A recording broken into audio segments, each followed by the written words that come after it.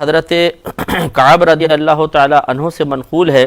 ابن مسیب رضی اللہ تعالیٰ عنہ سے بہت بڑے تابعی گزرے ہیں کہ اس دعا کو پڑھ کر، اس آیت کو پڑھ کر جو بھی دعا مانگی جاتی ہے وہ مقبول ہوتی ہے۔ مطلب یہ ہے کہ مقبولیت کا پہلے بھی آپ کو معیار بتایا کہ یہ مطلب نہیں ہے کہ اگر آپ یہ آیت پڑھ کے دعا مانگیں گے ضرور آپ کو وہ چیز مل جائے گی جو آپ مانگ رہے ہیں، بلکہ دعا کی مقبولیت کا مطلب یہ ہے کہ آپ اس آیت کو پڑھ کر جب دعا مانگیں گے تو اس دعا پر اچھا بدلہ،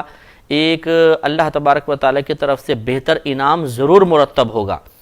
چاہے وہ اس طرح ہو کہ جو مانگ رہے ہیں وہ آپ کو مل جائے،